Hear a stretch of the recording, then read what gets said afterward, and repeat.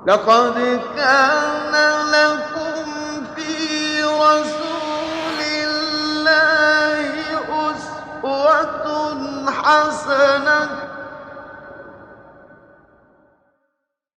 اعوذ باللہ من الشیطان الرجیم بسم اللہ الرحمن الرحیم اللہم صلی علی محمد وعلی آل محمد کما صلیت علی ابراہیم وعلی آل ابراہیم انک حمید مجید اللہم بارک علی محمد وعلی آل محمد کما بارکت علی ابراہیم وعلی آل ابراہیم انک حمید مجید اللہم رب اشرح لی صدری ویسر لی امری واحلل عقدۃ من لسانی یفقہوا قولی۔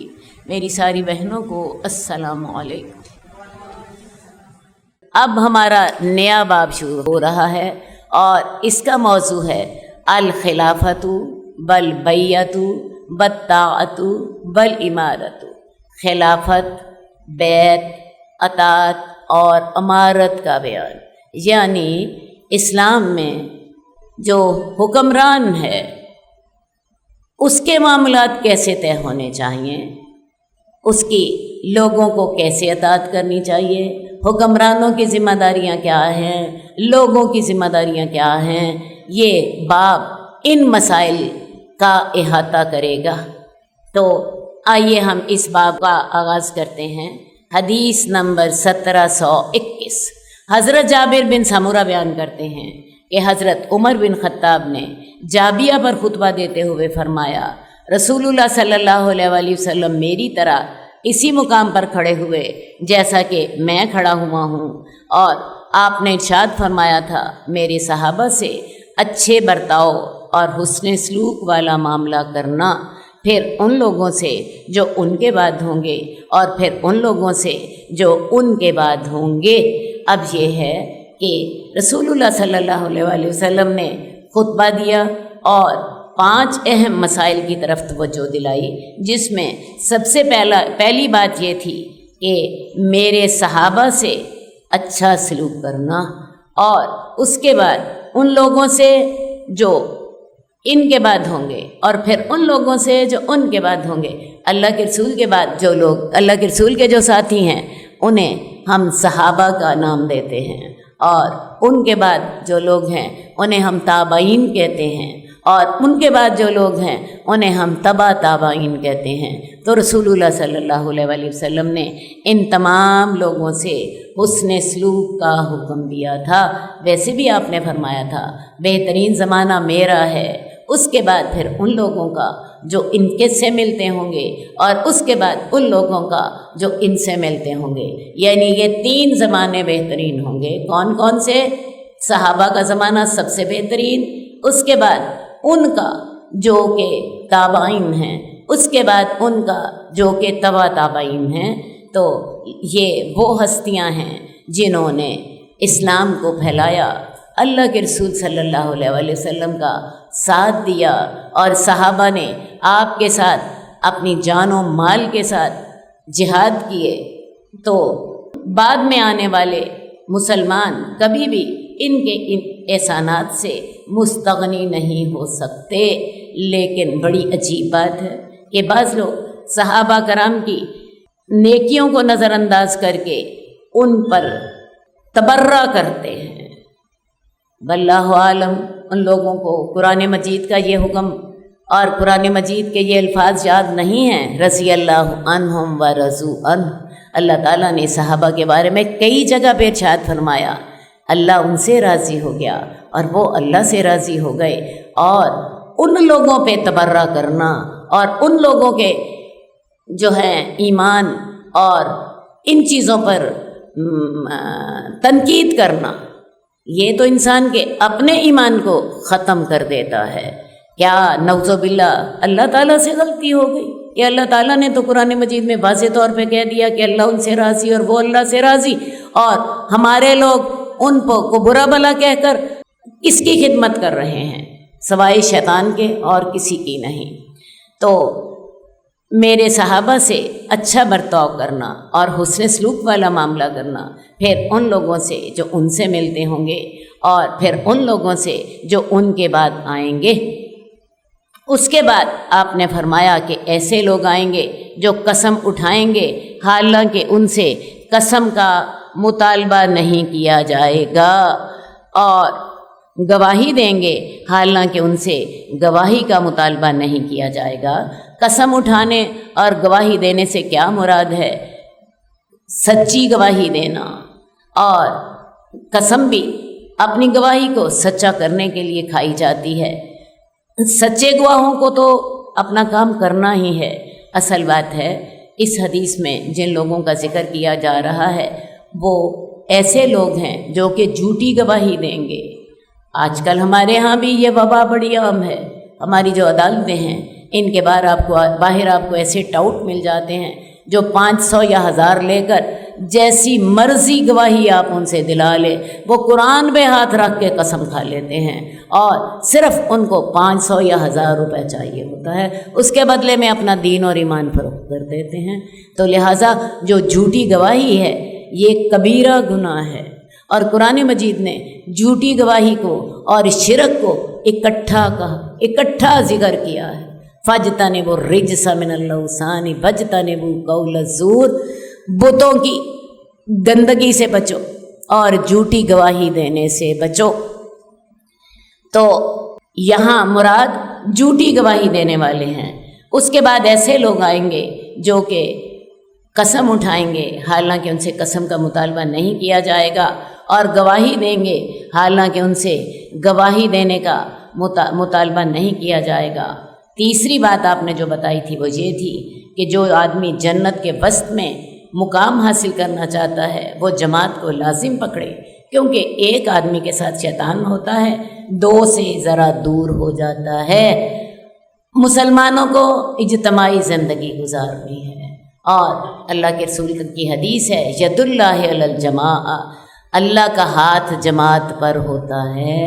वैसे भी जब इंसान एक इकट्ठी ज़िंदगी गुजार रहा होता है, आपको पता है भेड़िया एक रेवड़ को पर हमला करने से डरता है। हाँ, एक भेड़ अकेली जा रही हो उसको लाजमन हमला करके अपना शिकार उस पर लाजमन हमला करता है और उसे अपना शिकार बना लेता है। लिहाजा हमेशा जमात के साथ रहिए, क्योंकि जमात के साथ अल्लाह की मदद होती है, अल्लाह का हाथ उसके साथ होता है। और उसी के लिए अल्लाह के रसूल ने ये खुशखबरी दी है कि उसे जन्नत के वस्त में मुकाम मिलेगा। जो आदमी जन्नत के वस्त में मुकाम हासिल करना चाहता है तो वो जमात को लाजिम पकड़े। इस तरह वो शैतान के हमलों से भी बच जाता है और अल्लाह के हाथ से भी जन्नत के वस्त में मुकाम हासिल करता है। अल्लाह की मदद उसके साथ होती है। इसके अलावा रसूलुल्लाह सल्लल्लाहु अलैहि वसल्लम ने तीसरा हुक्म ये दिया कि कोई मर्द औरत के साथ तन्हाई में ना जाए, क्योंकि उसके साथ तीसरा शैतान होता है। तो एक मर्द और एक औरत कभी भी तन्हाई में इकट्ठे ना हों, क्योंकि तीसरा शैतान होता है।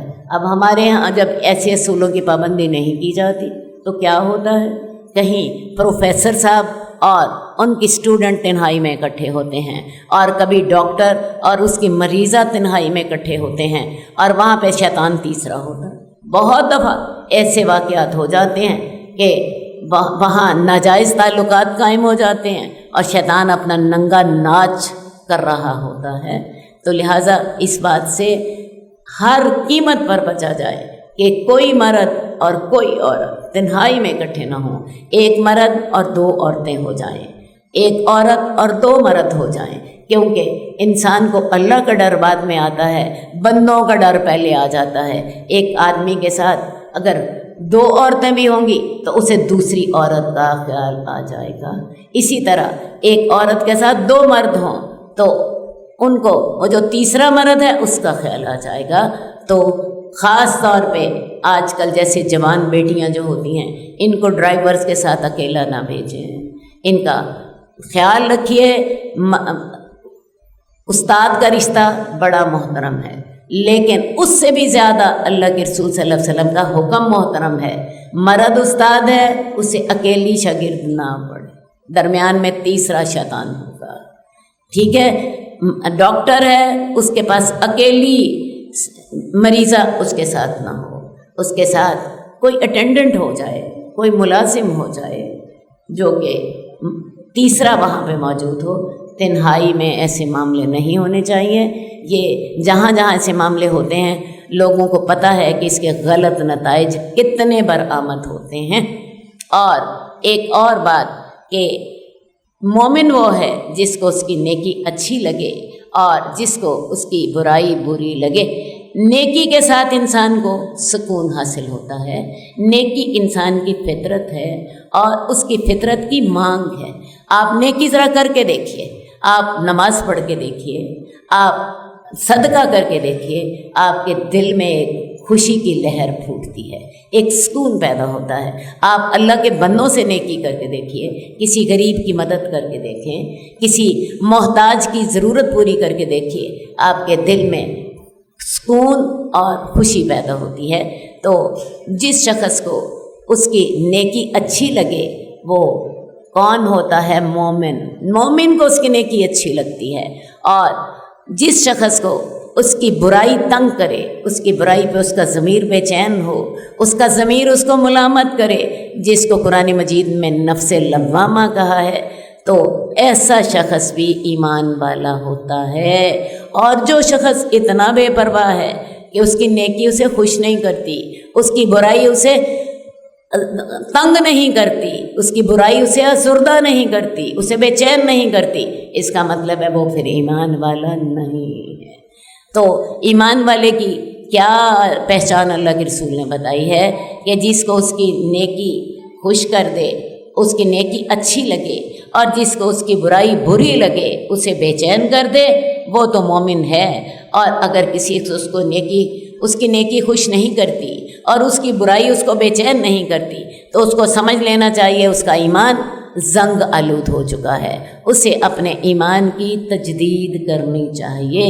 اب اگلا سوال آپ کا ہونا چاہیے، ایمان کی تجدید کیسے ہوگی؟ ایمان کی تجدید ان کلاسز سے ہوگی، ایمان کی تجدید مسجد میں جانے سے ہوگی، ایمان کی تجدید نیکیاں کرنے سے ہوگی، اور خاص طور پر رسول اللہ صلی اللہ علیہ وسلم نے جو طریقہ بتایا تھا، قرآن کی تلاوت زیادہ کریں، لیکن قرآن کی تلاوت ترجمے اور تفسیر کے ساتھ کریں، ترجمے اور تفسیر کے ساتھ کریں۔ ایسا قرآن پڑھنا جو آپ کے سر کے اوپر سے گزرتا جائے، اثر اس کا بھی ہوتا ہے۔ یہ اللہ کے کلام کا معجزہ ہے کہ آپ اس کو سمجھے بغیر بھی پڑھتی ہیں تو تب بھی وہ آپ کے دل پر اثر کرتا ہے، لیکن اتنا اثر نہیں کرتا جتنا اثر کرنا چاہیے۔ اصل وہ اثر تب کرتا ہے جب آپ کو اس کی سمجھ آ رہی ہوتی ہے اور آپ کے وہ دل پہ پھر اثر کرتا ہے، اور اسی کے ساتھ ہی آپ کی ایمان میں پھر آپ کے کردار میں تبدیلی آتی ہے۔ اور دوسری جو رسول اللہ صلی اللہ علیہ وسلم نے ایمان کی تجدید کے لیے طریقہ بتایا تھا، قبروں کی زیارت کیا کرو، موت کو یاد رکھا کرو، موت کا زیادہ ذکر کیا کرو۔ قبرستان کی زیارت کا بھی آپ نے حکم دیا کہ قبروں کی زیارت کیا کرو، کیونکہ وہ آخرت کو یاد دلاتی ہیں۔ تو لہٰذا اگر کسی کو اس کی نیکی خوش نہیں کر رہی اور اس کی برائی اسے ازردہ نہیں کر رہی تو پھر اسے اپنے ایمان کی تجدید کرنی چاہیے۔ حدیث نمبر 1722 حضرت عمر بن شعیب سے روایت ہے، اور وہ اپنے والد سے روایت کرتے ہیں، اور وہ اپنے دادا سے روایت کرتے ہیں۔ ان کے دادا کہتے ہیں کہ میں رسول اللہ صلی اللہ علیہ وسلم کے پاس موجود تھا جب بنو حوازن کے وفد آپ کے پاس آ رہے تھے۔ انہوں نے کہا، اے محمد، ہم قبیلے اور کنبے والے لوگ ہیں، آپ ہم پر احسان کریں، اللہ آپ پر احسان کرے گا۔ ہم پر ایسی آزمائش ٹوٹ پڑی ہے جو آپ پر مخفی نہیں ہے۔ میرا خیال ہے میں تھوڑا سا آپ کو ان الفاظ کا بیک گراؤنڈ بتا دوں۔ اصل بات یہ ہے کہ جب آپ نے مکہ فتح کیا تو مکہ فتح کرنے کے 3 ہفتے بعد غزوہ حنین ہوا۔ غزوہ حنین میں مسلمانوں کو بہت سا مال غنیمت ہاتھ آیا۔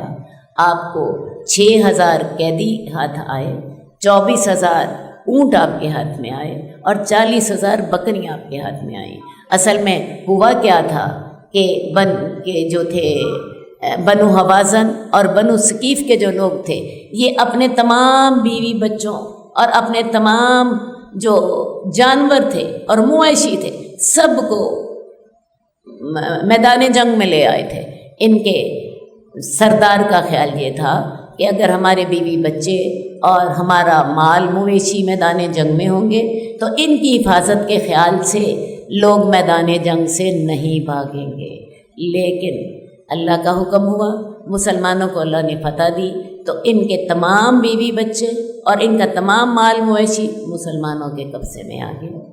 تو 6,000 قیدی یعنی ان کے بیوی بچے تمام لوگ وہ بھی مسلمانوں کے قبضے میں آ گئے۔ اور اسی طرح جیسے میں نے آپ کو بتایا 24,000 اونٹ اور 40,000 بکریاں مسلمانوں کے پاس آئیں۔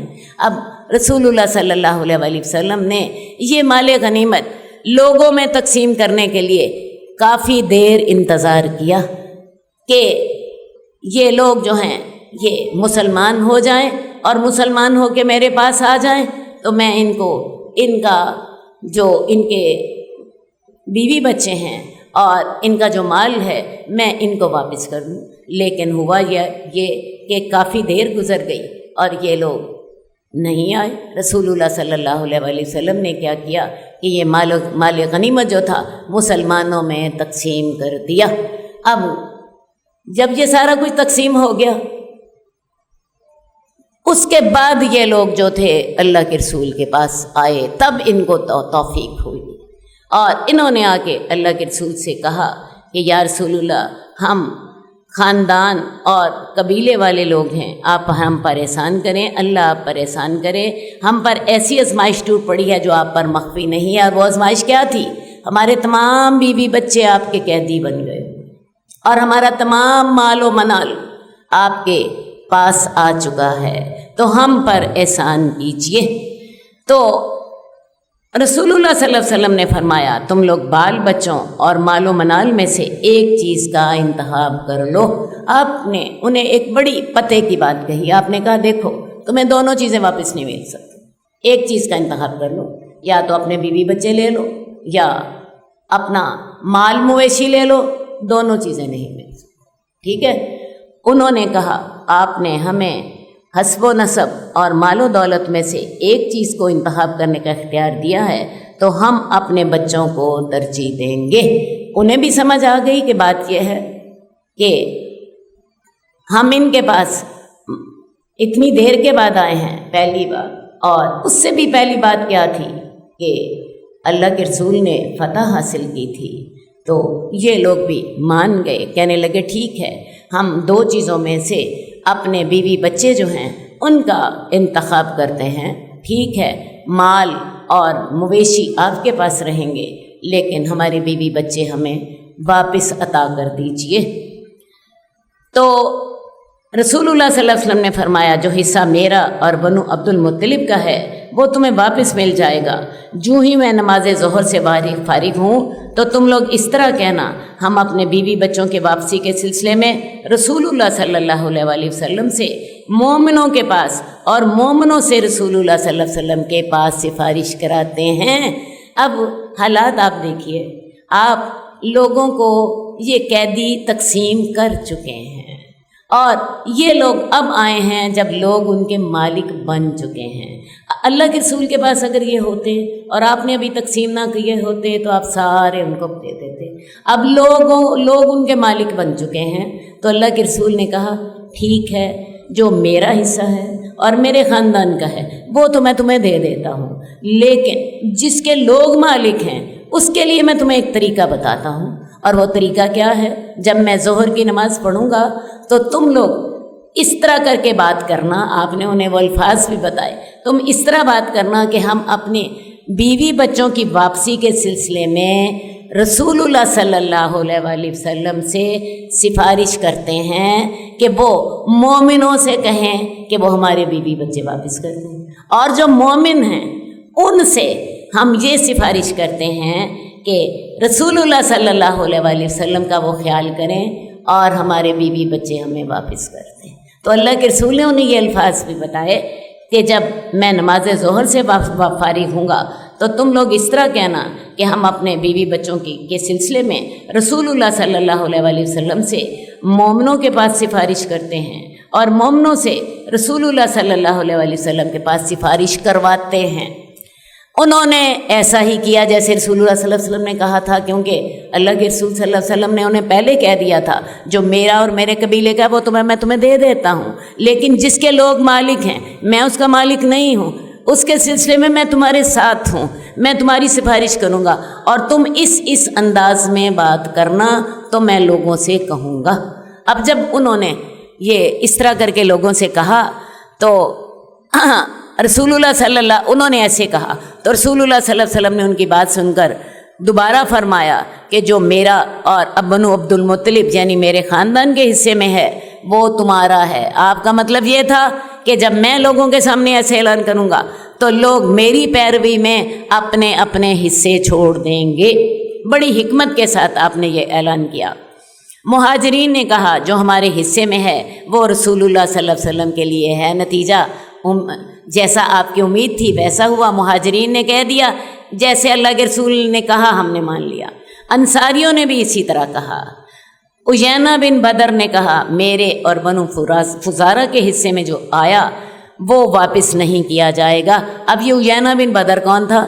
یہ قریش کے لوگ تھے جو نئے نئے ایمان لائے تھے، جنہیں ایمان لائے ہوئے ابھی مشکل سے چند مہینے گزرے تھے۔ تو یہ عیینہ بن بدر جو تھے یہ قریش کے سردار تھے۔ یہ کہنے لگے میرے اور میرے قبیلے کے لوگوں کی جو ملکیت میں ہے وہ ہم واپس نہیں کریں گے، وہ ہم واپس نہیں کریں گے۔ آپ کو پتہ ہے مہاجرین اور انصار دیر سے ایمان لائے ہوئے تھے اور ان کی تربیت ہو چکی تھی۔ انہوں نے تو اللہ کے رسول صلی اللہ علیہ وسلم کے حکم پر لبیک کہی، فوراً اعلان کر دیا۔ لیکن جو ابھی نو مسلم تھے جن کے دلوں میں ابھی اسلام اس طرح نہیں بیٹھا ہوا تھا جیسے مہاجرین اور انصار کے دلوں میں بیٹھا ہوا تھا، انہوں نے اعلان کر دیا ہم نہیں واپس کریں گے۔ اسی طرح اقرا بن حابس نے کہا رہا میرا مسئلہ اور بنو سلیم کا مسئلہ تو ہم واپس نہیں کریں گے۔ اقرا بن حابس نے کہا کہ میرا اور بنو تمیم کا جو مسئلہ ہے ہم بھی واپس نہیں کریں گے۔ اسی طرح عباس بن مرتاس نے کہا میں اور بنو سلیم بھی واپس نہیں کریں گے۔ میں نے بتایا یہ تین سردار بات کر رہے ہیں اور یہ تینوں کون سے لوگ ہیں؟ جو ابھی نو مسلم ہیں، جو فتح مکہ کے موقع پر ایمان لائے ہیں، جن کے دلوں میں ابھی ایمان اس طرح راسخ نہیں ہوا جس طرح انصار اور مہاجرین کے دلوں میں جگہ پکڑ چکا تھا۔ تو ان تینوں نے اعلان کر دیا جی ہم اور ہمارا قبیلہ واپس نہیں کریں گے۔ رسول اللہ صلی اللہ علیہ وآلہ وسلم نے فرمایا لوگوں ان کی عورتیں اور بچے ان کو واپس کر دو۔ آپ نے دوبارہ لوگوں کو ترغیب دی لوگوں ان کی عورتیں اور ان کو بچے ان کو واپس کر دو، اور جس نے حصہ لینا ہی ہے تو جو ہی اللہ تعالیٰ کوئی مال ہے یا مال غنیمت عطا کرے گا ہم اسے 6 گنا دیں گے۔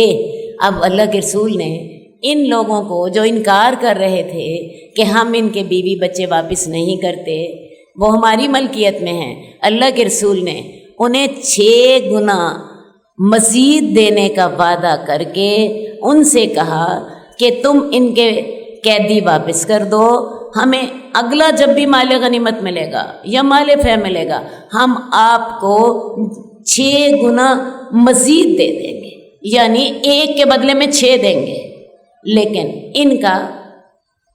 ان کے قیدیوں کو چھوڑ دو۔ اور اس سے آپ کو ایک اور اندازہ بھی ہوتا ہے کہ اللہ کے رسول صلی اللہ علیہ وآلہ وسلم کسی کے ساتھ نیکی کرنے میں کتنے حریص ہوتے تھے۔ اپنا حصہ تو آپ نے فوراً چھوڑ دیا، اور جو لوگ نہیں مان رہے آپ انہیں 6 گنا مزید کا وعدہ کر رہے ہیں کہ جب ہمیں مزید مال غنیمت ملے گا تو ہم تمہیں 6 گنا مزید دے دیں گے، ان کو ان کے بیوی بچے یا ان کے قیدی ان کو واپس کر دو۔ پھر آپ اونٹنی پر سوار ہوئے اور لوگ یہ کہتے ہوئے آپ کے ساتھ چمٹ گئے کہ ہمیں مال تقسیم کر دیں، حتیٰ کہ انہوں نے آپ کو ببول کے درخت تک پہنچا دیا جس نے آپ کی چادر اچک لی۔ لوگوں نے آپ کو اتنا مجبور کیا کہ آپ ایک درخت کے ساتھ لگ گئے، اور وہ درخت جو تھا اس کے کانٹوں والا درخت تھا، اس کے ساتھ آپ کی چادر جو تھی وہ چمٹ گئی، چادر اس کے ساتھ اٹک گئی۔ آپ نے فرمایا لوگوں میری چادر مجھے واپس کر دو۔ اللہ کی قسم اگر تہامہ کے درختوں کے تعداد کے برابر بھی اونٹ ہوئے تو میں تم میں تقسیم کر دوں گا، اور تم مجھے بخیل، بزدل اور جھوٹ بولنے والا نہ پاؤ گے۔ اب لوگ آپ سے مال مانگ رہے ہیں اور آپ لوگوں سے کہہ رہے ہیں کہ تہامہ کے درختوں کی تعداد کے برابر بھی میرے پاس اگر اونٹ ہوئے میں سب تمہارے اندر تقسیم کر دوں گا، اور میں نہ بخیل ہوں نہ بزدل ہوں، اور تم مجھے جھوٹا بھی نہ پاؤ گے۔ اور پھر آپ اپنے اونٹ کے قریب گئے، اس کی کوہان کے کچھ بال اپنی شہادت والی اور درمیانی انگلی کے درمیان لے کر انہیں بلند کیا۔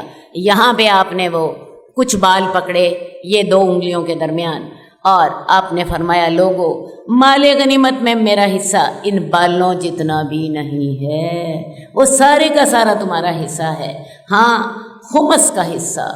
آپ کو پتہ اللہ تعالیٰ نے مال غنیمت میں سے 5واں حصہ رسول اللہ صلی اللہ علیہ وسلم کے لیے طے کر دیا تھا، اور وہ بھی تم میں تقسیم کر دیا جائے گا۔ اب مال غنیمت میں سے آپ 5واں حصہ لیتے تھے، اور اس 5ویں حصے میں سے آپ اپنی ازواج کا خرچ نکالتے تھے، اپنے رشتہ داروں کے کچھ حقوق ادا کرتے تھے، اور وہ بھی بڑا فقر و فاقے والا، کوئی عیش والا حصہ نہیں آپ لیتے تھے، بڑا فقر و فاقے والا اور بڑا مناسب سا حصہ آپ لیتے تھے، اور لینے کے بعد جتنا باقی بچتا وہ پھر غریب غربا یا جہاد کے لیے تیاری میں صرف ہو جاتا۔ تو مال غنیمت میں سے بھی آپ اپنی ازواج کا اور اپنے رشتہ داروں پر خرچ کرنے کے لیے کچھ لیتے، اور جو باقی بچتا اسے غریبوں، یتیموں اور جہاد کی تیاری میں صرف کر دیتے۔ تو لوگوں مال غنیمت میں میرا حصہ ان بالوں جتنا بھی نہیں سوائے خمس کے، اور وہ بھی تم میں تقسیم کر دیا جائے گا، لہٰذا سوئی اور دھاگا ادا کر دو، یعنی سوئی اور دھاگا ادا کر دو، اور یاد رکھو خیانت روز قیامت خیانت کرنے والوں کے لیے باعث عار ہوگی اور باعث رسوائی ہوگی۔ تو لہٰذا یہ حدیث حالانکہ لمبی تھی، لیکن میں نے یہ ساری آپ کے لیے اس لیے اس کا انتخاب کیا کہ آپ کو اندازہ ہو کہ اللہ کے رسول صلی اللہ علیہ وسلم کتنے حریص ہوتے تھے لوگوں کے فائدے کے لیے۔ اپنا حصہ تو آپ نے فوراً چھوڑ دیا، اور آپ نے جب اعلان کیا تو آپ کے کہنے پر انصار و مہاجرین نے بھی دے دیا، اور قریش کے 3 یا 4 سرداروں نے جو انکار کیا تو آپ نے انہیں 6 گنا مزید دینے کا وعدہ کر کے ان سے کہا کہ ان کے قیدی ان کو واپس کر دو۔ اور پھر اسی اچھے اخلاق کا اثر کیا ہوتا تھا، لوگوں کے دلوں میں اسلام اتر جاتا تھا، اللہ کے رسول کے احسانات انہیں یاد رہتے تھے، اور وہ آپ کے پاس آ کر یہ گواہی دیتے تھے اشہد ان لا الہ الا اللہ واشہد ان محمد رسول اللہ۔ اچھا جی، حدیث نمبر 1725 ابو سعید خدری سے روایت ہے کہ رسول اللہ صلی اللہ علیہ وسلم نے فرمایا جب 3 آدمی سفر پر نکلیں تو وہ اپنے میں سے کسی ایک کو حاکم بنا لیا کریں۔ 3 آدمی بھی سفر کریں تو امیر مقرر کر لیں، کیونکہ بیڑیا اکیلی بیڑ کو اٹھا لیتا ہے۔ ویسے بھی نیکی میں حکمران کی اطاعت جو ہے وہ فرض ہے، اور بعض اوقات ایسا ہوتا ہے کہ حکمران جو ہیں وہ نیکی نہیں کر رہے ہوتے، وہ زیادتی کر رہے ہوتے ہیں۔ تو یہ اگلی حدیثوں میں یہ صحابہ نے آپ سے سوال کیا کہ اگر حکمران اپنی رعایا کا حق نہ دیں، ان کے ساتھ خیر خواہی نہ کریں، ان کے ساتھ زیادتی کریں اور اپنا حق مانگیں، حکمرانوں کا حق کیا ہے کہ لوگ ان کی اطاعت کریں، لوگ ان کی اطاعت کریں۔ تو اور حکمرانوں کا کیا ذمہ داری ہے؟ وہ رعایا کے ساتھ باپ کی طرح شفقت سے کام لیں، ان کی ذمہ داری اٹھائیں، ان کے ساتھ خیر خواہی کریں، ان کے ساتھ جتنی نیکی کر سکتے ہیں نیکی کریں۔ تو اگر حکمران عوام کو ان کا حق تو نہ دیں، ان پر زیادتی کریں اور اپنا حق مانگیں، یہ سوال آپ سے کیا گیا تھا، تو رسول اللہ صلی اللہ علیہ وسلم نے اس کا جواب یہ دیا تھا کہ تم اس کے باوجود ان کی بات سنو اور ان کی اطاعت کرو جب تک کہ وہ واضح کفر کا حکم نہ دیں۔ ہاں، اگر وہ واضح کفر کا حکم دیں تو پھر ان کی اطاعت جو ہے وہ فرض نہیں ہے، کیونکہ ہم پیچھے پڑھ کر آ چکے ہیں کہ اصل اطاعت کس کی ہے؟ اللہ کی، اور اگر وہ اللہ کی نافرمانی کا حکم دے تو پھر ان کی اطاعت نہیں ہے۔ لیکن اگر وہ تمہیں محسوس ہو رہا ہے کہ وہ زیادتی کر رہے ہیں تو تب بھی تم نے ان کی بات سننی ہے، ان کی بات ماننی ہے۔ اور یہی اصول جو ہے صرف حکمرانوں کے لیے نہیں ہے، عام ہماری ہر جگہ پہ کوئی نہ کوئی ہیڈ ہوتا ہے، ہر گھر میں ہوتا ہے۔ ہر گھر میں آپ دیکھیے جی والد ہوتا ہے، ہر ادارے میں ایک ہیڈ ماسٹر ہوتا ہے، ایک پرنسپل ہوتا ہے، آپ کے ہر فیکٹری میں ایک مینیجر ہوتا ہے، ہر جگہ پہ کوئی نہ کوئی بڑا ہوتا ہے۔ تو بعض اوقات جو ماتحت لوگ ہوتے ہیں انہیں اپنے بڑے لوگوں سے شکایتیں ہوتی ہیں، تو ہمیں حکم کیا ہے؟ اول تو جو سربراہ ہے کسی جگہ کا، اسے سب کے ساتھ خیر خواہی کا معاملہ کرنا چاہیے اور اپنی مقدور پر ان کی بھلائی کی کوشش کرنی چاہیے۔ لیکن اگر فرض کیا آپ دیکھ رہے ہیں کہ آپ کے ساتھ زیادتی ہو رہی ہے، اس کے باوجود ڈسپلن کا تقاضا یہی ہے کہ آپ ہیڈ کی بات مانتے رہیں جب تک کہ وہ واضح گناہ کا حکم نہیں دیتا۔ جہاں تک تدبیر کا معاملہ ہے، ہو سکتا ہے آپ کا ذہن اور سوچتا ہو اور جو آپ کا سربراہ ہے اس کا ذہن اور طرح سوچتا ہو، یہ عین ممکن ہے، کیونکہ ہر شخص کے سوچنے کا اور کام کرنے کا انداز فرق ہوتا ہے۔ تو تب تک آپ اپنے امیر کی یا اپنے سے اپنا جو آپ کا بڑا ہے اس کی بات ماننے کے پابند ہیں جب تک کہ آپ کو وہ واضح گناہ کا حکم نہیں دیتا۔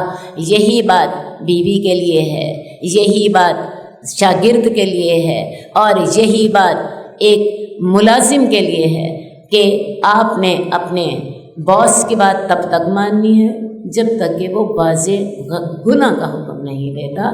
باقی آپ کو ان سے اختلاف ہو سکتا ہے، اب آپ کہیں گے کہ جی ہم تو ان کی مانتے جائیں اور وہ ہماری نہ مانیں۔ اصل بات ہے ہر معاملے میں ہم نے اللہ کی اطاعت کرنی ہے، وہ اپنے ذمہ دار ہیں، ہم اپنے ذمہ دار ہیں۔ اگر وہ ہمارے معاملے میں صحیح نہیں چل رہے، اللہ ان سے پوچھ لے گا، اور ہم اگر اپنے معاملے میں صحیح نہیں چل رہے، اللہ ہم سے پوچھے۔ ٹھیک ہے، آپ کسی کے مقابلے میں خود فیصلہ کرنے والے نہ بن جائیے۔ آپ کا کام یہ ہے کہ جہاں آپ بڑی ہیں وہاں آپ کی بات لوگ مانیں، اور جہاں آپ چھوٹی ہیں وہاں آپ اپنے سے بڑے کی بات۔ اسی طرح ہی یہ دنیا کا نظام چلتا ہے، اور یہی ہمارے دین کا تقاضا بھی ہے، یہی ہمارے دین کا تقاضا بھی ہے۔ حدیث نمبر 1727 عوف بن مالک اشجعی سے روایت ہے کہ رسول اللہ صلی اللہ علیہ وآلہ وسلم نے دوپہر کے وقت ہمیں خطبہ دیا، اس حال میں کہ آپ مرعوب تھے۔ آپ نے فرمایا میری اطاعت کرو جب تک کہ میں تمہارے اندر موجود رہوں، اور اللہ کی کتاب کو لازم پکڑو، اس کے حلال کو حلال جانو اور اس کے حرام کو حرام جانو۔ اصل بات ہے کہ جو اللہ کے رسول کی اطاعت کرتا ہے تو اصل میں اللہ ہی کی اطاعت کرتا ہے، کیونکہ قرآن مجید میں اللہ تعالیٰ نے فرما دیا میں یطیع الرسول فقد اطاع اللہ۔ جن لوگوں نے اللہ کے رسول کی اطاعت کی تو انہوں نے اللہ ہی کی اطاعت کی۔ اب مسلمانوں کے لیے اللہ تعالیٰ نے دو ہی باتیں رکھی ہیں، ایک قرآن اور ایک رسول۔ اللہ کی بات قرآن میں ہے اور رسول کے ارشادات حدیث میں ہیں۔ ہم اللہ کی اطاعت کے بھی پابند ہیں اور ہم اللہ کے رسول کی اطاعت کے بھی پابند ہیں۔ اللہ تعالیٰ نے ہمارے لیے دو ہی چیزیں چھوڑی ہیں، ایک اللہ کی کتاب اور ایک اس کے رسول کی سنت۔ تو جن لوگوں نے اللہ کی کتاب کو اپنا رہنما بنایا وہ لوگوں کے رہنما بن گئے، تو اس قرآن کو مضبوطی سے پکڑیں۔ یہ قرآن اللہ کی رسی ہے جس کا ایک سرا اللہ کے ہاتھ میں ہے اور دوسرا حصہ آپ کے ہاتھ میں ہے۔ قرآن کی تلاوت کریں، قرآن کو سیکھیں، اس کا ترجمہ سیکھیے، اس کی تفسیر سیکھیے، اس کو سمجھیں، اس پر عمل کریں اور اس کی دوسروں کو دعوت بھی دیں، کیونکہ یہ سارے قرآن کے تقاضے ہیں۔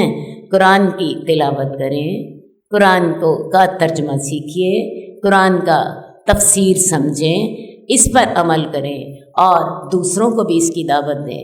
اسی طرح حدیث سیکھیے، حدیث کے ساتھ انسان کو زندگی گزارنا آتی ہے۔ میں آپ کو بتاؤں، قرآن آپ کو بنیادی اصول دے دیتا ہے، ایک بنیادی ڈھانچہ دے دیتا ہے، اور حدیث کیا کرتی ہے؟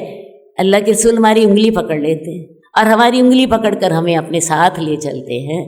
تم نے کھانا ہے تو تم اس طرح کھاؤ گے، تم نے باتھ روم جانا ہے تو تم اس طرح استنجا کرو گے، تم نے کسی سے لین دین کرنا ہے تم یہ والا طریقہ اختیار کرو گے، تم نے کسی کی مدد کرنی ہے اس کا اجر یہ ہوگا۔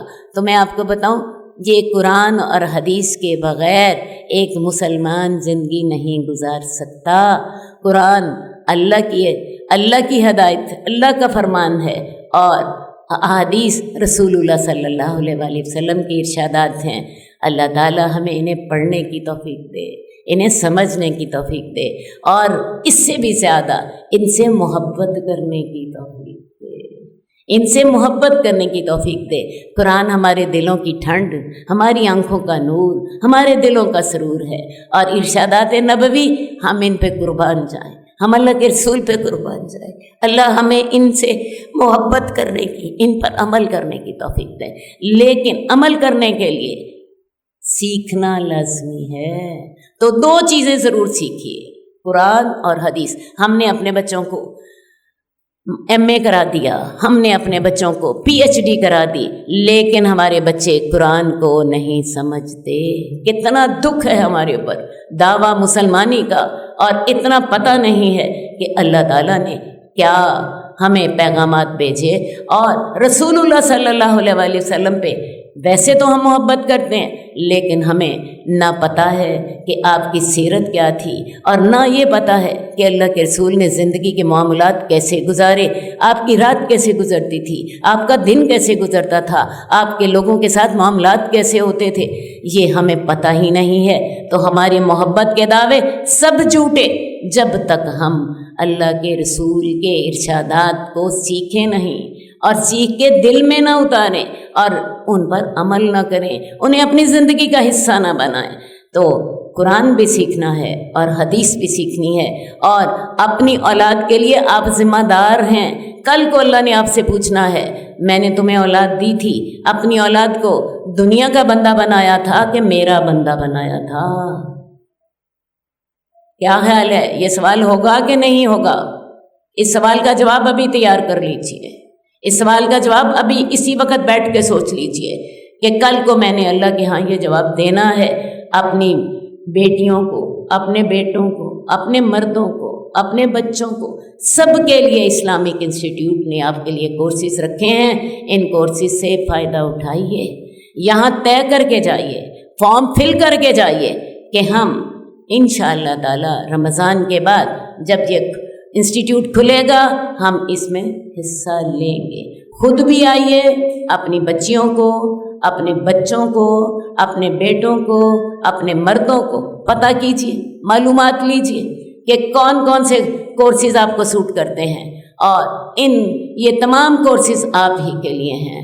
اللہ اور اس کے رسول سے محبت بھی کرنی ہے، قرآن سے بھی محبت کرنی ہے، اللہ کے رسول کے ارشادات پہ جان بھی قربان کرنی ہے، اور ان کو اپنے عمل کا حصہ بھی بنانا ہے۔ کون کون بنائے گا ذرا پہلے مجھے بتاؤ، کون کون بنائے گا؟ تمام لوگ۔ اس کے بغیر تو ایمان مکمل نہیں ہوتا، اس کے بغیر تو ایمان مکمل نہیں ہوتا۔ طے کر لیجئے کہ انسٹیٹیوٹ میں نے اس سے سیکھا ہے، مجھے اس سے فائدہ ملا ہے، میری زندگی میں چینج آ رہا ہے، میرے بچوں کی زندگی میں یہ چینج آنا چاہیے۔ آج دنیا جو ہے نا، وہ بڑی ہمارے پیچھے پاگل ہو کے ہم دنیا کے پیچھے لگے ہوئے ہیں.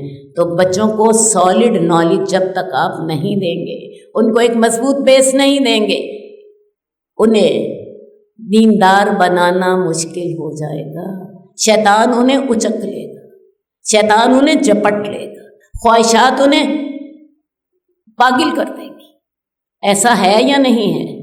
ایسا ہی ہے. ہماری نسل گمراہ ہو رہی ہے اور وہ ہمارے بچے، ہمارے بیٹے اور ہماری بیٹیاں، ان کو قابو کرنا ہے. اور ان کو قابو ہم صرف ایک طریقہ ہے، صرف ایک طریقہ. آپ کو پتہ ہے آپ کے ہاتھ میں موبائل ہے اور اس موبائل میں دنیا جہان کا گند ہے. ایک کلک آپ کر دیں، دنیا جہان کا گند آپ کے ہاتھ میں، اور آپ کے پاس کوئی طریقہ نہیں ہے اولاد کو اس سے محفوظ کرنے کا. صرف ایک طریقہ ہے، ان کے دلوں میں اللہ کی محبت اور اللہ کا ڈر ڈال، بس. اور کوئی دنیا کا طریقہ نہیں ہے. اور اللہ کا کی محبت اور اللہ کا ڈر ڈالنے کے لیے آپ کو محنت کرنی. کیسی محنت کریں؟ ان کو ایسی مجلسوں میں لے کر جائیں، ان کے اندر ان چیزوں کا شوق پیدا کریں. اس کے لیے آپ کو ان کے ساتھ خود ماؤں کو جانا پڑے، مائیں خود جائیں. ایسی کلاسز ہماری موجود ہیں جو مردوں اور عورتوں دونوں کے لیے ہوتی ہیں. اس میں بیویاں بھی آئیں، شوہر بھی آئیں، مائیں بھی آئیں، بیٹے بھی آئیں. سمجھ آئی؟ مائیں بھی آئیں، بیٹیاں بھی آئیں. تو یہ محنت آپ کو کرنی پڑے گی، کیونکہ اس کے علاوہ اور کوئی نجات کا راستہ ممکن ہی نہیں ہے. ہم جب چھوٹے تھے نا، جب ہماری عمر کو یہ جب ہم مائیں تھیں، اس وقت تو ہم ماؤں کی نسل سے اوپر جا کے دادیوں اور نانیوں کی نسل میں پہنچ چکے ہیں. جب ہم مائیں تھیں نا، آج سے 25-30 سال پہلے، ہم کیا کرتے تھے؟ بچوں کو پابندی کر لیتے تھے، تمہارے برے دوست نہیں ہوں گے اور تم مغرب کے بعد گھر سے نہیں نکلو، اور اولاد ہمارے ہاتھ میں. آج اولاد آپ کے سامنے بیٹھی ہوئی دنیا جہان کا گند اپنے موبائل پہ دیکھتی ہے، اور آپ کو پتہ ہے وہ کیا کہتی ہے؟ امی میں تو امتحان کی تیاری کر رہا ہوں. اور آپ کے پاس کوئی طریقہ نہیں ہے انہیں روکنے کہ ہے، بولو کوئی ہے طریقہ آپ کے پاس روکنے کا؟ بولو نا، کم از کم اتنا تو کہہ دو نہیں. تو میں آپ کو بتاؤں، ایک ہی طریقہ ہے، انہیں اللہ اور اس کے رسول سے جوڑو، اور اس کے لیے محنت. ٹھیک ہے؟ تو میں نے آپ کو 3 باتیں بتائی ہیں. پہلی بات ہے، ان کلاسز کا خود ریوائز کریں، ان کا لنک لوگوں کو دیں، خود اس لنک سے فائدہ اٹھائیں. یہاں پہ آپ کا دورہ قرآن موجود ہے، دورہ حدیث اللؤلؤ والمرجان کا موجود ہے، اور اب ہم نے یہ جو سلسلہ احادیث الصحیحہ کا کیا ہے یہ موجود ہے. یہ ان تمام سے فائدہ اٹھائیں اور ایسے لوگوں کو یہ بتائیں. یہ آپ کا اس نیکی میں حصہ ہوگا. ایک بندہ کم از کم 10 لوگوں کو، یہ 100 لوگوں کو میں نے آپ سے کہا ہے یہ لنک شیئر کریں اور 100 لوگوں کو بتائیں. آپ گھر بیٹھے کر سکتی ہیں یہ کام. کل کے لیے لوگوں کو ایک بندہ کم از کم اپنے ساتھ لائیے تاکہ ان کا ایمان تازہ ہو، ان کا دل اس طرف آئے. ٹھیک ہے؟ تو اللہ تعالیٰ ہم. اور تیسری بات، اسلامک انسٹیٹیوٹ کی کلاسز میں داخلہ لیجیے. بیٹوں کو بھی، بیٹیوں کو بھی، بچوں کو بھی، مردوں کو بھی، بوڑھوں کو بھی، جوانوں کو. اللہ تعالیٰ ہمیں توفیق دے اور اللہ تعالیٰ ہماری ان کوششوں میں برکت عطا. حدیث نمبر 1729.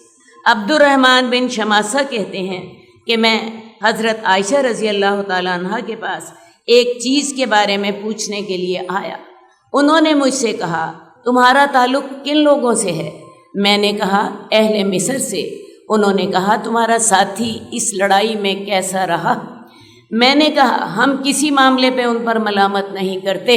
تھوڑی سی بیک گراؤنڈ آپ کو بتا دوں. حضرت عائشہ کے پاس عبد الرحمن بن شماسہ آئے ہیں اور انہوں نے حضرت عائشہ سے کچھ سوال کیا. کوئی انہیں کچھ ضرورت تھی حضرت عائشہ سے. تو حضرت عائشہ نے ان سے پوچھا کہ تمہارا ساتھی کیسے رہا؟ ساتھی سے مراد تمہارا امیر کیسا رہا؟ اور یہ جو امیر تھا یہ حضرت عائشہ کے بھائی تھے، اس لیے حضرت عائشہ کا ان کے ساتھ خصوصی تعلق تھا. تو ان کے امیر حضرت عائشہ کے بھائی تھے، حضرت ابوبکر کے بیٹے. تو حضرت عائشہ نے ان سے خاص طور پر پوچھا کہ تمہارا ساتھی اس لڑائی میں کیسا رہا؟ ساتھی سے مراد جو تمہارا امیر تھا. تو میں نے کہا ہم کسی معاملے میں ان پر ملامت نہیں کرتے. اگر کسی آدمی کا اونٹ مر جاتا ہے تو وہ اسے اونٹ دیتا ہے، اگر کسی کا غلام مر جاتا ہے تو وہ اسے غلام دیتا ہے، اور جو لوگ نان و نفقہ کے محتاج ہوتے ہیں ان کی ضروریات بھی پوری کرتا ہے۔ ذرا دیکھیے، ایک حکمران جس کی ذمہ داری ایک اسلامی حکومت کے امیر کے طور پر ہوتی ہے، اس کا رویہ کیسا ہوتا ہے۔ اب وہ بتا رہے ہیں، حضرت عبد الرحمن بن شماسہ بتا رہے ہیں کہ ہم اپنے امیر کے سلسلے میں ان پر کوئی بھی ملامت نہیں کرتے، اگر کسی آدمی کا اونٹ مر جاتا ہے تو وہ اسے اونٹ دے دیتے ہیں، اور اگر کسی کا غلام مر جاتا ہے تو وہ اسے غلام دے دیتے ہیں، اور جو محتاج ہیں جن پر نان و نفقہ کے معاملے میں جن کی ضروریات پوری نہیں ہوتی، وہ ان کی ضروریات بھی پوری کرتے ہیں۔ میں نے آپ کو پہلے بھی بتایا تھا کہ ایک حکمران کی مثال ایک باپ جیسی ہوتی ہے، جیسا باپ اپنے گھر والوں کے لیے شفیق ہوتا ہے، ایک حکمران کو بھی اپنی رعایا کے لیے اتنا ہی شفیق اور ذمہ دار ہونا چاہیے، اور اس کی رعایا کو بھی اس کی بات ماننی چاہیے، اس کی پوری خیر خواہی کے ساتھ اس کی اطاعت کرنی چاہیے۔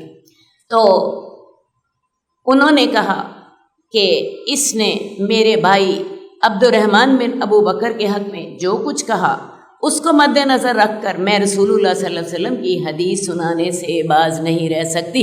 حضرت عائشہ کا خیال یہ تھا کہ چونکہ میرے بھائی وہاں پہ امیر تھے تو شاید انہوں نے بہن کے سامنے بھائی کی تعریف کی، لیکن حضرت عائشہ نے کہا یہ درست ہے کہ میرے بھائی امیر تھے، لیکن اس کے باوجود میں اللہ کے رسول کی حدیث ضرور سناؤں گی۔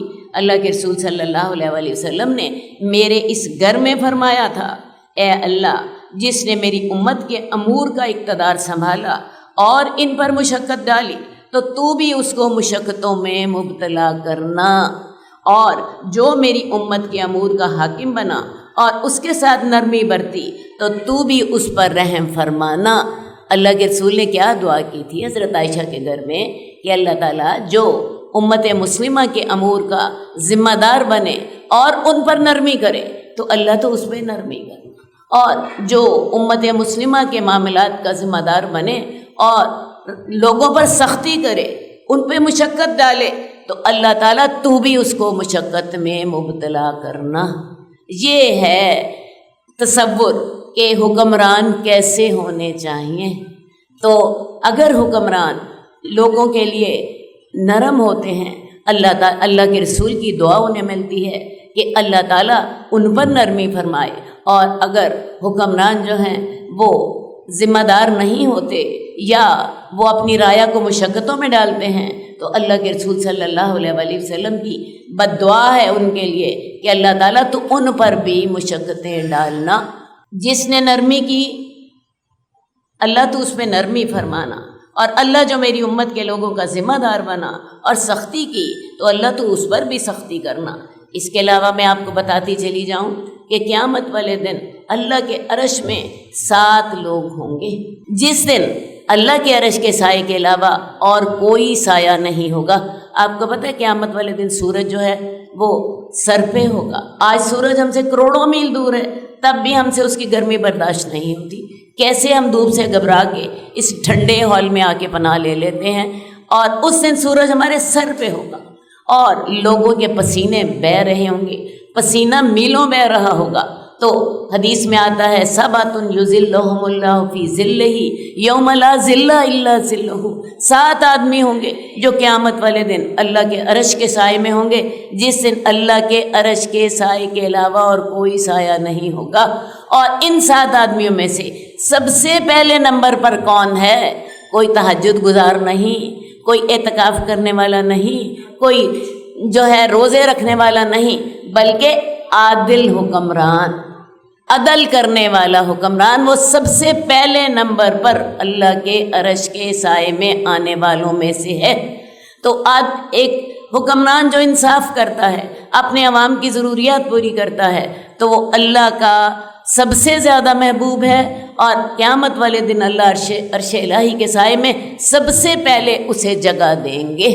حدیث نمبر 1730، حضرت انس سے روایت ہے کہ رسول اللہ صلی اللہ علیہ وسلم نے فرمایا، بے شک اللہ تعالیٰ ہر نگران سے اس کی رعایا کے بارے میں سوال کرے گا کہ اس نے اس کی حفاظت کی یا کہ اس کو ضائع کر دیا، حتیٰ کہ وہ بندے سے اس کے گھر والوں کے بارے میں بھی پوچھے گا۔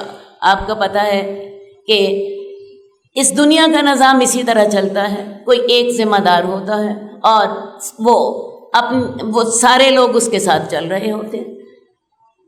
ہر گھر میں، ہر فیکٹری میں، ہر دکان میں، ہر ادارے میں جب تک کوئی ایک ذمہ دار نہ ہو اور تمام لوگ اس کے ساتھ مل کے ایک ٹیم کی حیثیت سے کام نہ کر رہے ہوں، تب تک کام نہیں چلتا۔ ہمارا یہ دورہ حدیث ہو رہا ہے، اس میں بھی آپ دیکھیں کہ یہاں پر بھی ذمہ دار ہیں اور انہی ذمہ داروں کے ساتھ یہ سارا کام انجام پا رہا ہے۔ تو ہر شخص جو ذمہ دار ہے، اللہ تعالیٰ قیامت والے دن اس سے پوچھیں گے، جن لوگوں پر تجھے ذمہ دار بنایا گیا تھا، تو نے ذمہ داری پوری کی تھی یا نہیں کی تھی؟ کلکم راع وکلکم مسئول عن رعیتہ، تم میں سے ہر کوئی نگران ہے اور ہر ایک سے اللہ تعالیٰ اس کی نگرانی کے بارے میں پوچھیں گے کہ تم جن لوگوں پہ ذمہ دار بنے تھے، آیا تم نے خیر خواہی کے ساتھ ان کی ذمہ داری پوری کی تھی یا کہ نہیں؟ پیچھے ہم حدیث پڑھ کر آ چکے ہیں کہ جس شخص کو کسی معاملے میں ذمہ دار بنایا گیا اور اس نے اپنے ماتحت لوگوں کا اپنی طاقت کے مطابق ہمدردی کے ساتھ احاطہ نہ کیا، ان کی ضروریات نہ پوری کی جتنی وہ کر سکتا تھا، وہ جنت کی خوشبو بھی نہ پائے گا، حالانکہ جنت کی خوشبو 70 سال کی مسافت سے آتی ہے۔ تو یہ حکمرانی کرنا، ذمہ داری اٹھانا، یہ اس کے بغیر دنیا کا نظام نہیں چل سکتا۔ اللہ تعالیٰ ہر نگران سے اس کے ماتحت لوگوں کے بارے میں سوال کریں گے کہ اس نے ان کی حفاظت کی یا کہ ان لوگوں کو ضائع کر دیا۔ ایک لشکر کا امیر، ایک دفتر کا افسر، ایک فیکٹری کا مالک، گھر میں باپ، اس ہال میں ذمہ داران، ایک سکول میں جو ہیڈ ماسٹر، ایک کالج میں پرنسپل، ایک آفس میں باس، یہ سارے لوگ ذمہ دار ہیں۔ عورت گھر پر اور بچوں پر نگران ہے، باپ اوور آل پورے گھر پر نگران ہے، لیکن چونکہ یہاں پہ معاملہ خواتین کا ہو رہا ہے، آپ اپنے گھر پر اور بچوں پہ نگران ہیں۔ اللہ تعالیٰ نے کل کو سوال کرنا ہے کہ کیا تمہیں جس بات کی نگرانی سونپی گئی تھی، تم نے وہ نگرانی کی یا نہیں کی؟ عورت سے خاص طور پر پوچھا جائے گا کہ تم نے جب بچوں کی تربیت کرنی تھی تو تم نے انہیں اللہ کا بندہ بنایا یا انہیں درہم اور دینار کا بندہ بنا دیا؟ اور میں بڑے دکھ سے کہتی ہوں، آج کی عورت کو اپنی ذمہ داریوں کا احساس نہیں ہے۔ آج کی عورت سمجھتی ہے بچوں کو اسکول بھیج دیا، بڑی زیادہ فیس والے اسکول میں بھیج دیا تو شاید میری ذمہ داریاں ختم ہو گئیں۔ میں آپ کو بتاؤں، عورت کی ذمہ داری مرتے دم تک ختم نہیں ہوتی۔ اولاد کو آخری وقت تک ان کے ساتھ لگنا پڑتا ہے اور ان کے برے اور اچھے کے بارے میں انہیں ماں نے گائیڈ کرتے ہی رہنا ہے، باپ نے بھی، ماں نے گائیڈ کرتے ہی رہنا ہے۔ تو لہٰذا اللہ تعالیٰ نے کل آپ سے سوال کرنا ہے کہ تمہیں اپنے بچوں کا میں نے ذمہ دار بنایا تھا تو تم نے انہیں اللہ کا دین سکھایا کہ صرف دنیا سکھاتی؟ تم نے انہیں کمانا سکھا دیا، تم نے انہیں مسجد سے جوڑا، اللہ کے قرآن سے جوڑا، اللہ کے رسول سے جوڑا، یا کہ اس بارے میں غفلت کی؟ حدیث نمبر 1732، حضرت سالم اپنے باپ حضرت عبداللہ بن عمر سے روایت کرتے ہیں کہ رسول اللہ صلی اللہ علیہ وسلم نے ممبر پر فرمایا، اگر تم اسامہ بن زید کی امارت پر تنقید کرتے ہو تو تم نے اس سے پہلے اس کی باپ کی امارت پر بھی تنقید کی تھی۔ اللہ کی قسم، وہ زید تو اسی عہدے کے لیے پیدا کیا گیا تھا، اور اللہ کی قسم وہ لوگ مجھے لوگوں میں سے سب سے زیادہ محبوب ہیں، وہ مجھے لوگوں میں سے سب سے زیادہ محبوب تھے۔ میرا خیال ہے تھوڑا سا میں آپ کو اس حدیث کا بیک گراؤنڈ بتا دوں۔ رسول اللہ صلی اللہ علیہ وسلم نے صلح حدیبیہ کے بعد उस दौर के जितने हुक्मरान थे उनको दीन की दावत के लिए खतूत लिख कर भेजे। तो हज़रत हारिस बिन उमर अज़दी रसूलुल्लाह सल्लल्लाहु अलैहि वसल्लम का ख़त लेकर अमीर बुसरा की तरफ गए, लेकिन शर्जील बिन अमर गस्सानी ने रसूलुल्लाह सल्लल्लाहु अलैहि वसल्लम के कासिद को कत्ल कर दिया। और सफ़ीर को कत्ल करना ये बहुत बड़ी गलती होती है, ये एक किस्म का ऐलान जंग होता है।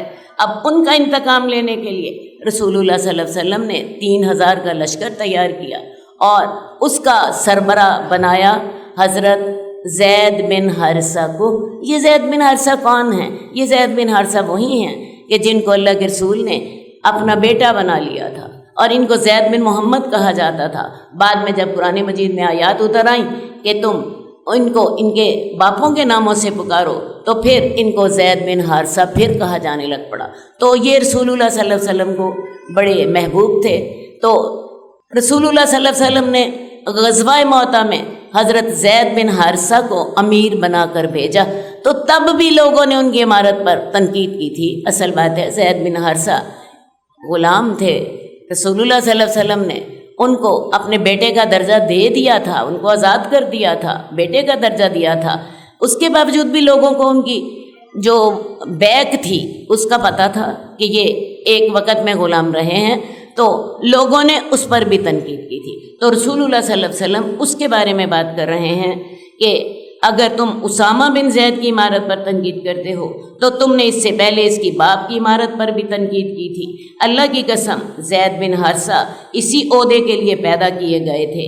अल्लाह की कसम, वो लोगों में मुझे सबसे ज़्यादा महबूब थे। अब रसूलुल्लाह सल्लल्लाहु अलैहि वसल्लम ने अपने उस सफ़ीर यानी हारिस बिन उमर अज़दी का बदला लेने के लिए हज़रत ज़ैद बिन हारिसा को 3000 का लश्कर देकर भेजा। लेकिन वहाँ पे क्या हुआ? इस 3000 के लश्कर के मुकाबले में 1,00,000 का लश्कर मौजूद था रूमी हुकूमत का। और रूमी हुकूमत उस वक़्त दुनिया की सुपर पावर थी। अब हुआ ये कि वहाँ पे हज़रत ज़ैद बिन हारिसा जो थे वो शहीद हो गए। पहले तो इन लोगों ने सोचा कि हम वापस चले जाते हैं और रसूलुल्लाह सल्लल्लाहु अलैहि वसल्लम से हम मदद मांगते हैं कि या रसूलुल्लाह हमारा 3000 का लश्कर है और उसके मुकाबले में 1,00,000 रूमी हुकूमत की फ़ौज है, तो हम पहले कुमक ले लें और फिर हम लड़ाई करें। लेकिन अब्दुल्ला बिन रवाहा जो थे उन्होंने बड़ा पुरजोश खुतबा दिया और उन्होंने कहा कि हमारा मकसद तो अल्लाह के दीन की मदद है और शहादत है, तो ये शहादत का हमें मौका मिल रहा है, हम इससे क्यों पीछे हटें। और आसमान उस दिन ये देख के हैरान हो गया कि 3000 का लश्कर है इस तरफ और ऑपोजिट में 1,00,000 का लश्कर है। और वो लोग कौन हैं? उस दौर की सबसे बड़ी ताकत। तो ये दोनों आपस में मैदान जंग में आमने सामने आ गए। अब इसमें हुआ क्या कि हज़रत ज़ैद बिन हारिसा जो थे ये शहीद हो गए। हज़रत ज़ैद बिन हारिसा के बाद हज़रत अब्दुल्ला बिन रवाहा भी शहीद हो गए। और उसके बाद फिर खालिद बिन वलीद जो थे उन्होंने अमारत संभाली और वो अपने लश्कर को पीछे लेकर वापस आ गए, इस हाल में कि मुसलमानों का लश्कर जो था वो महफूज था और कुफ़ार ने उस पर गलबा नहीं पाया था। बहरहाल रसूलुल्लाह सल्लल्लाहु अलैहि वसल्लम ने जिस मकसद के लिए ज़ैद बिन हारिसा को भेजा था अपने सफ़ीर का इंतकाम लेने के लिए, वो मकसद पूरा ना हुआ। अब ये ग़ज़वा मौता जो है ये 8 हिजरी में हुआ था। अब रसूलुल्लाह सल्लल्लाहु अलैहि वसल्लम मौके के इंतज़ार में थे। आपने अपनी वफ़ात से कबल हज़रत ज़ैद बिन हारिसा के बेटे उसामा बिन ज़ैद को तैयार किया एक लश्कर देकर कि वो अपने बाप की शहादत का बदला लेकर आएँ। और आपने उन्हें कहा कि तुमने उस जगह जाके लड़ाई करनी है जहाँ पे तुम्हारे बाप को शहीद किया गया था। अब उसामा बिन ज़ैद जो थे ये कम उम्र थे और इनकी जो अमारत में बहुत से जलीलुल कदर सहाबा, यहाँ तक कि बहुत से जलीलुल कदर सहाबा भी इनकी इमारत में वहाँ पे जा रहे थे। अब बहुत से लोगों ने उस वक़्त भी तनकीद की اس وقت بھی تنقید کی، تو اس وقت اللہ کے رسول صلی اللہ علیہ وسلم نے یہ الفاظ فرمائے تھے کہ تم نے اس کے باپ زید بن حارثہ کی عمارت پر بھی تنقید کی تھی، اور اب تم اس کے بیٹے اسامہ بن زید کی جو ہے عمارت اس پر بھی تنقید کر رہے ہو۔ اللہ کی قسم یہ اسامہ اسی عمارت کے لیے پیدا کیا گیا ہے، یعنی اس کے لیے فطری طور میں صلاحیت ہے اس لشکر کی قیادت کرنے کی۔ اور دوسری بات، اللہ کی قسم یہ زید کے بعد مجھے لوگوں میں سب سے زیادہ محبوب ہیں۔ میں تمہیں اس کے بارے میں وصیت کرتا ہوں، وہ تمہارے نیکوکار لوگوں میں سے ہے۔ تو ہمیں کیا پتہ چلا کہ قیادت کے لیے دو صلاحیتوں کی ضرورت ہوتی ہے۔ سب سے پہلے انسان کے اندر اس چیز کی صلاحیت موجود ہو۔ اسی لیے رسول اللہ صلی اللہ علیہ وسلم نے حضرت زید بن حارثہ سے کے لیے بھی یہی کہا کہ وہ تو ان کے اندر یہ فطری صلاحیت تھی، اور ان کے بیٹے اسامہ بن زید کے اندر بھی قیادت کی فطری صلاحیت موجود ہے۔ اور دوسری جو آپ نے اس کے لیے شرط بتائی کہ وہ نیک بھی ہیں، وہ مجھے محبوب بھی ہیں۔ رسول اللہ صلی اللہ علیہ وسلم کو وہ محبوب بھی تھے، اس کا باپ بھی مجھے محبوب تھا، اور یہ بھی مجھے محبوب ہیں۔ تو لہٰذا ہمیں کیا سمجھ آئی کہ عمارت کے لیے صلاحیت کی ضرورت ہوتی ہے اور صالحیت کی ضرورت ہوتی ہے۔ صالحیت سے کیا مراد ہے؟ انسان نیک بھی ہو۔ بھئی نیک تھے تو اللہ کے رسول صلی اللہ علیہ وسلم کو محبوب تھے، تو لہٰذا عمارت کے لیے کون سی دو شرطیں بنیادی ہیں کہ صلاحیت بھی ہونی چاہیے اور صالحیت بھی ہونی چاہیے۔ صالحیت سے مراد اسے نیک بھی ہونا چاہیے۔ تو اللہ کی قسم یہ زید کے بعد مجھے لوگوں میں سے سب سے زیادہ محبوب ہیں۔ تو زید بن حارثہ کے انتقام کے لیے رسول اللہ صلی اللہ علیہ وسلم نے اسامہ بن زید کو اس لیے بھی امیر بنایا تھا کہ ظاہر ہے وہ ان کے بیٹے تھے، اور ایک بیٹا اپنے باپ کے انتقام لینے کے لیے اس کے اندر ایک جذبہ ہوتا ہے، اور ان کے اندر یہ صلاحیت بھی تھی اور وہ نیک بھی تھے۔ اسی لیے اللہ کے رسول صلی اللہ علیہ وسلم نے فرمایا کہ میں تمہیں اس کے بارے میں وصیت کرتا ہوں، وہ تمہارے نیکوکار لوگوں میں سے ہیں، اور اسی لیے وہ اللہ کے رسول کو محبوب تھے۔ اب ہوا کیا کہ رسول اللہ صلی اللہ علیہ وسلم نے یہ لشکر تو تیار کر دیا، لیکن آپ خود بیمار ہو گئے۔ یہ لشکر مدینہ سے نکل کر کوئی 3 میل باہر نکلا، پہنچا تو اسے پتہ چلا کہ اللہ کے رسول بیمار ہیں، اور صحابہ کے لیے اللہ کے رسول کی ذات دنیا کی سب سے اہم چیز تھی۔ صحابہ وہیں کھڑے ہیں، اس انتظار میں کھڑے ہیں کہ اللہ کے رسول صلی اللہ علیہ وسلم صحت مند ہوں تو ہم آگے چلیں۔ ہوا یہ کہ اللہ کے رسول 2 ہفتے بیمار رہ گئے، آپ اللہ کے پاس چلے گئے۔ اب حضرت ابو بکر جب خلیفہ بنے تو حضرت ابو بکر نے سب سے پہلا کام کیا کیا کہ حضرت اسامہ بن زید کے لشکر کی روانگی کا حکم دیا۔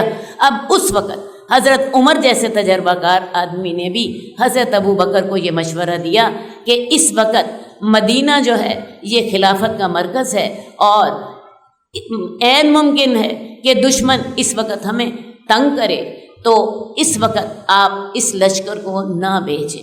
لیکن حضرت ابو بکر کا ایمان پہاڑ سے زیادہ مضبوط تھا۔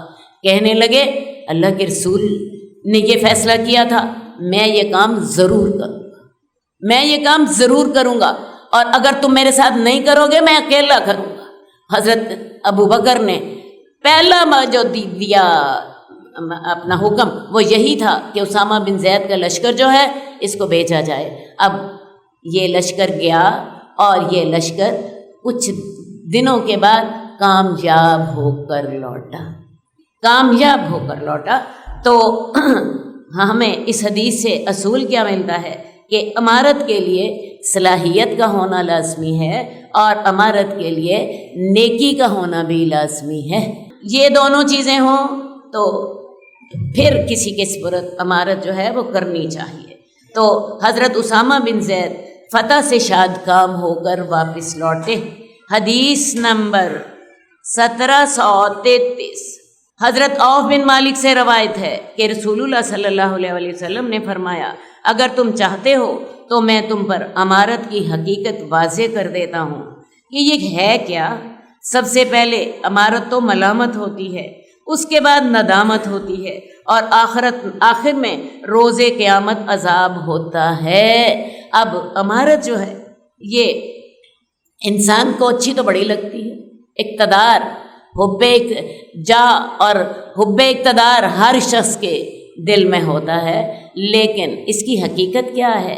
سب سے پہلے لوگ تنقید کرتے ہیں، سب سے پہلے جو حکمران ہوتا ہے وہ لوگوں کی تنقید کے لیے سمجھے، سب سے پہلا نشانہ وہ لوگوں کی تنقید کا بنتا ہے، اور اس کے بعد پھر انسان جو کام نہیں کر سکتا، بہت سے کام ہیں جو انسان سے ہو جاتے ہیں، اور بہت سے کام ہیں جو انسان تمام اختیارات کے باوجود بھی نہیں کر پاتا، پھر اس وقت اسے ندامت ہوتی ہے کہ شاید میں نے اپنے عہدے سے انصاف نہیں کیا، اور پھر آخر میں روز قیامت عذاب ہوتا ہے۔ قیامت کو اللہ تعالیٰ نے پوچھنا ہے، میں نے تمہیں لوگوں کے معاملات کا امیر بنایا تھا، تم نے اپنی طاقت پر، اپنی مقدور پر ان کے معاملات کو سنبھالا یا کہ نہ سنبھالا؟ تو حقیقت یہ ہے کہ حقیقت یہ ہے کہ آج کل بھی حالات آپ کے سامنے ہیں، ہر کوئی چاہتا ہے مجھے عہدہ مل جائے۔ وزیر اعظم کے انتخاب کے لیے کتنے لوگ اس کے لیے کوششیں کر رہے ہوتے ہیں، چھوٹے چھوٹے عہدوں کے لیے لوگ پاگل ہوئے ہوتے ہیں، اور مقصد کیا ہوتا ہے؟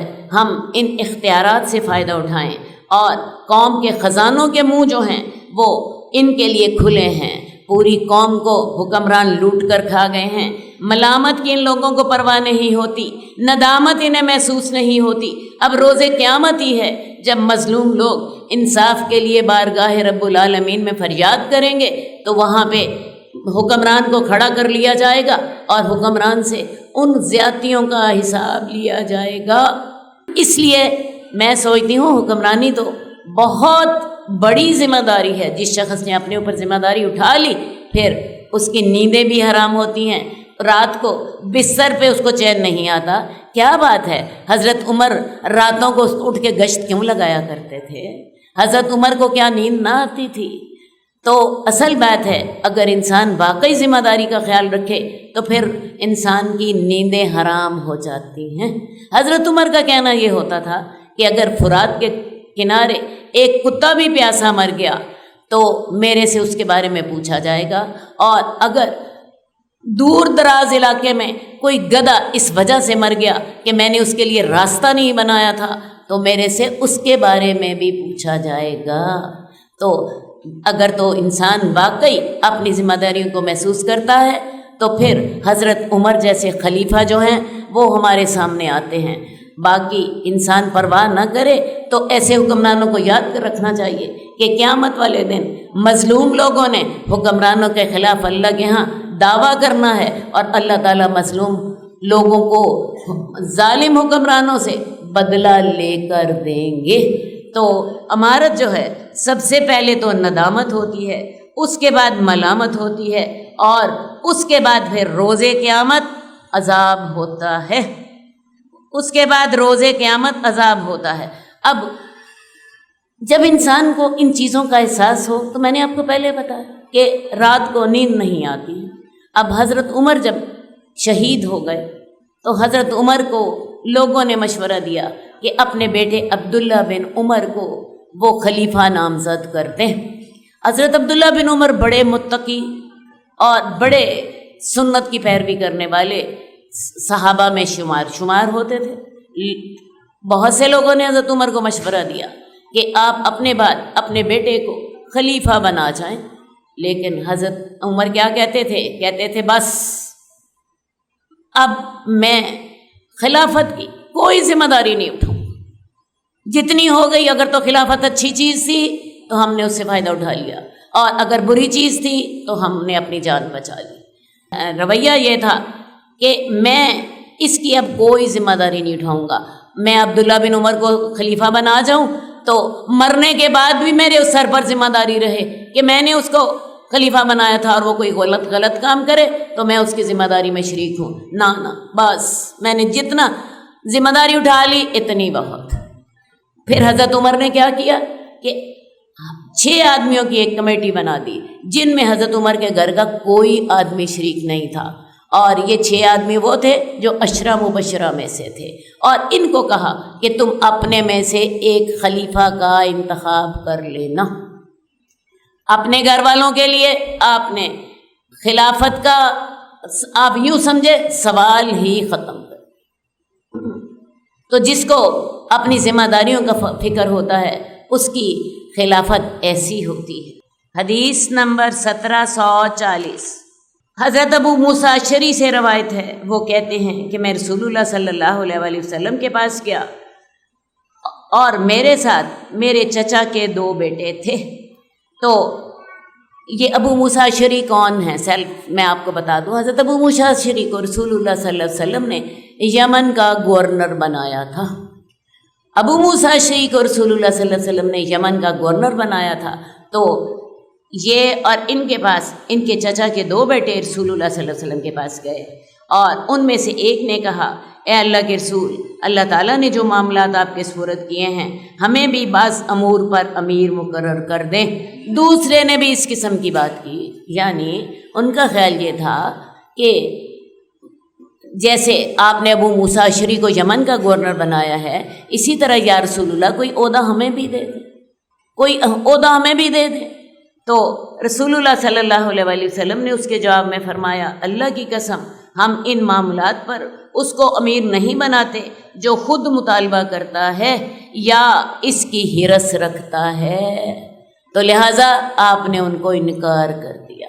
اصل بات ہے، جو شخص خود ہرس رکھتا ہے، حب جا اس کے اندر موجود ہے، مجھے فلاں عہدہ مل جائے، اقتدار مل جائے، ہوتا کیا ہے، وہ اپنے اقتدار کو باقی رکھنے کے لیے حلال اور حرام کی پرواہ نہیں کرتا، صحیح اور غلط کی پرواہ نہیں کرتا۔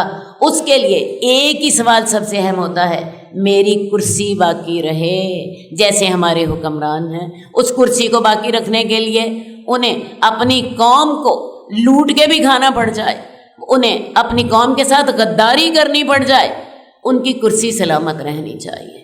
تو جو شخص عہدے کی خواہش کرتا ہے، اللہ کے رسول صلی اللہ علیہ وسلم نے فرمایا ہم اسے عہدہ نہیں دیتے۔ ہاں، جس کو عہدے کی خواہش نہیں ہوتی اس کو اللہ تعالیٰ ذمہ دار بنا دیں۔